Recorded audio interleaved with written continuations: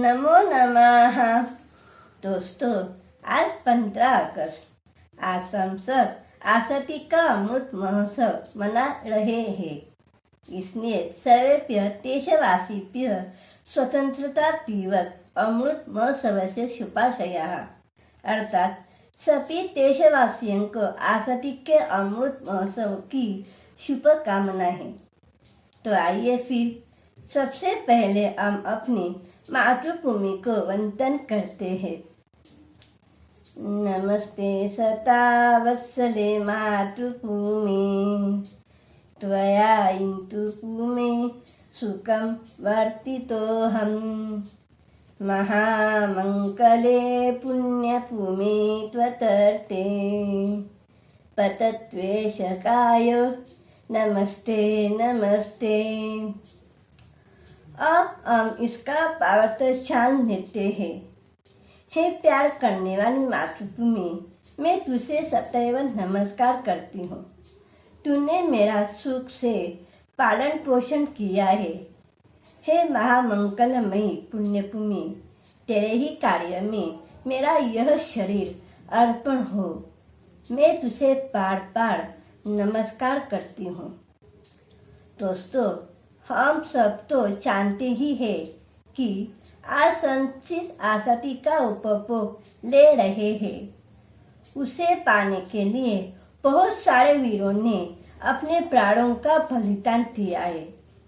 आज भी अपनी आज़ादी का रक्षण करने के लिए बहुत से वीर अपने प्राणों की परवाह किए बिना अपने कर्तव्य का पालन कर रहे हैं। इन वीरों को जन्म देने वाली माताएं भी अलौकिक है। हम सब इन वीर माताओं का और उनके वीर पुत्रों का ऋण कभी भी चुका नहीं सकते। तो आज हम एक वीर माता की कथा ही सुनते हैं। लेकिन दोस्तों, 11 अगस्त को नानी पूर्णिमा के दिन संस्कृत दिवस मनाया गया और अब संस्कृत सप्ताह मनाया जा रहा है। इसलिए आज की कथा हम संस्कृत में ही सुनते हैं।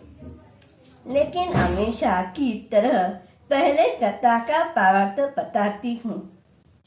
एक वृद्धा थी, उसके 4 पुत्र थे। वो पुत्र बहुत शूर थे।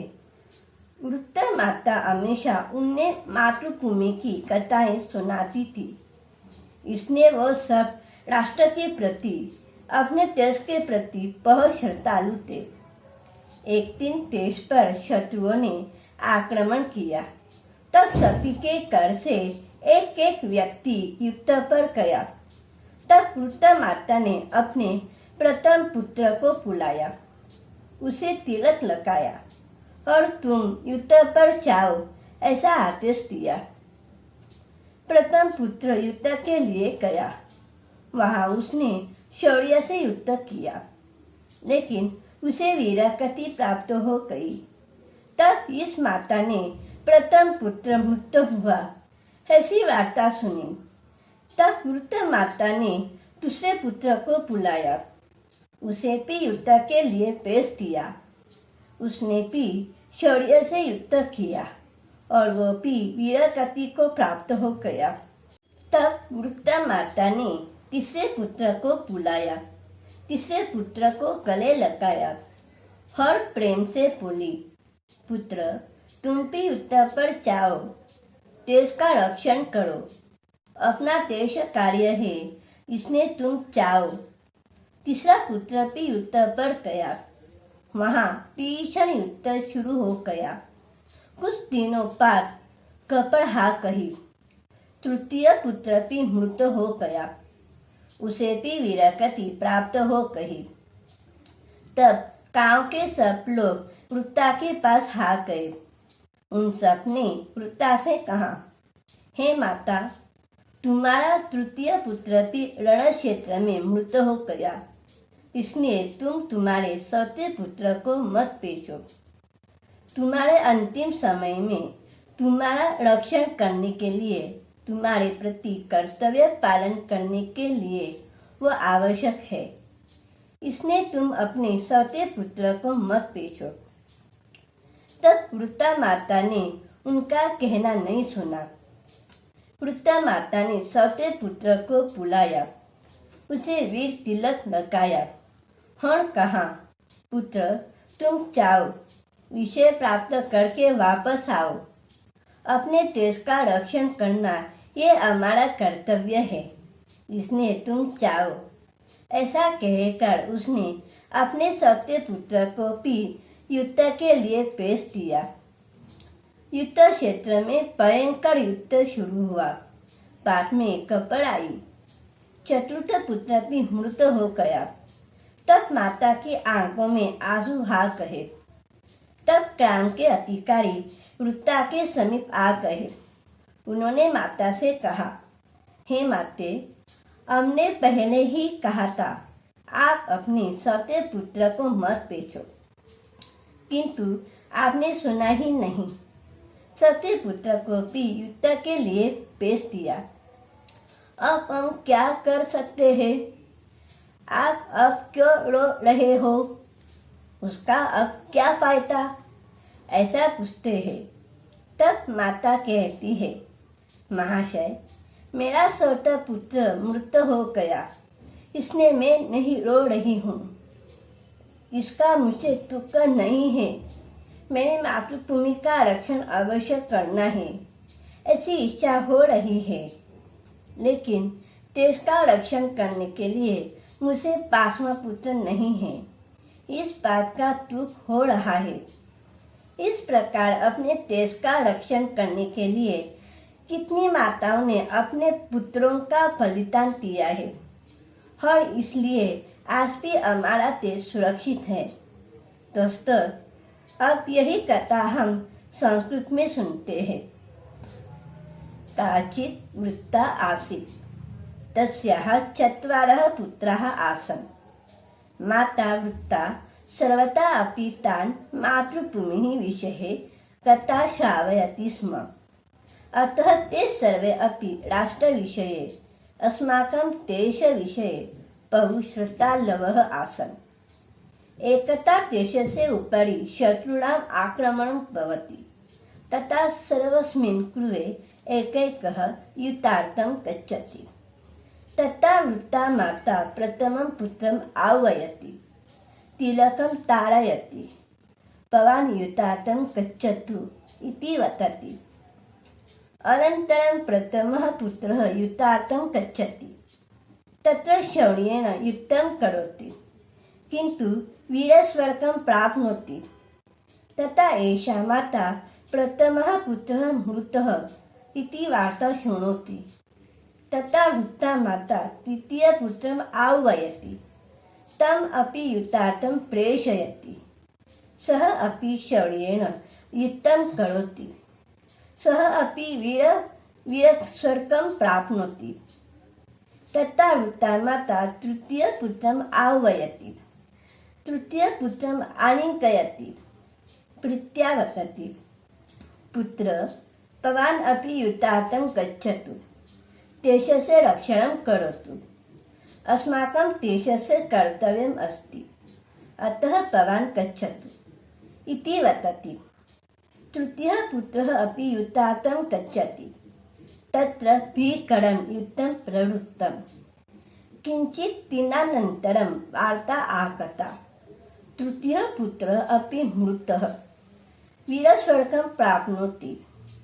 तथा ग्रामस्थाः सर्वे अपि वृत्तायाः समीपम् आगतवन्तः।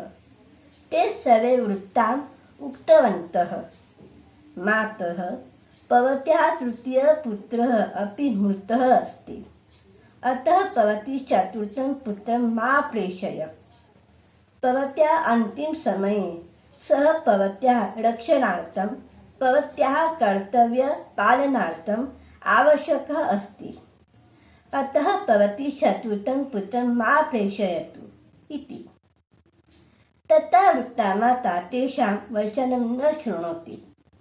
वृत्ता माता चतुर्थं पुत्रम् आह्वयति, वीरतिलकं ताडयति, वदति, पुत्र, भवान् गच्छतु, विषयं प्राप्य आगच्छतु। अस्माकं देशस्य रक्षणम् अस्माकं कर्तव्यम्, अतः भवान् गच्छतु इति। चतुर्थं पुत्रम् अपि युद्धार्थं प्रेषयति। रणरङ्गे भीकरं युद्धं प्रवृत्तम्। अनन्तरं वार्ता आगच्छति। चतुर्थः पुत्रः अपि मृतः अस्ति। तथा मातुः नेत्रे अश्रूणि आगच्छति। तथा ग्रामस्थः अधिकारी वृद्धायाः समीपम् आगच्छति। सः मातरं वदति, भोः मातः, वयं पूर्वमेव उक्तवन्तः, भवती चतुर्थं पुत्रं मा प्रेषयतु, किन्तु भवती न श्रुतवती। चतुर्थं पुत्रम् अपि युद्धार्थं प्रेषितवती। वयम् इदानीं किं कुर्मः? भवती इदानीं किमर्थं रोदनं करोति चेत् किं प्रयोजनम् इति पृच्छति। तथा माता वदति, भोः महाशय, मम चतुर्थः पुत्रः मृतः इति रोदनं नास्ति, दुःखं नास्ति। मम मातृभूमेः रक्षणम् अवश्यं करणीयम् इति इच्छा भवति, किन्तु देशस्य रक्षणार्थं प्रेषयितुं मम पञ्चमः पुत्रः नास्ति खलु इति दुःखं भवति। एवम् अस्माकं देशस्य रक्षणाय कतिचन मातरः स्वपुत्राणां बलिदानं कृतवत्यः। हेतः एव इदानीम् अपि अस्माकं देशः सुरक्षितः अस्ति। दोस्तों, हृदय को ठेरा देने वाली है कथा। ऐसे हजारों वीर माता और उनके वीर पुत्र हमारे देश में हुए हैं और आज भी मौजूद है। उन सब वीर माता और उनके वीर पुत्रों को हम सब त्रिवार वंदन करें, क्योंकि उनकी वजह से ही हम सब सुरक्षित है। वैसे तो हर देशवासी के मन में अपने देश के लिए कुछ करने की इच्छा तो होती ही है, लेकिन उसके लिए हमेशा हाथ में बंदूक लेकर सीमा पर जाकर लड़ने की जरूरत नहीं है। हम सब कई छोटे छोटे काम करके सही मायने में अपने देश की सेवा कर सकते हैं, जैसे कि यातायात के नियमों का पालन करना, सड़क पर न थूकना, कूड़ा कचरा न फेंकना, रिश्वत न देना या न स्वीकारना। हम जो कुछ भी काम करते हैं उसे ईमानदारी से करना, समय पर कर का भुगतान करना। ऐसे कई काम करके हम अपने देश की सेवा ही तो करेंगे ना।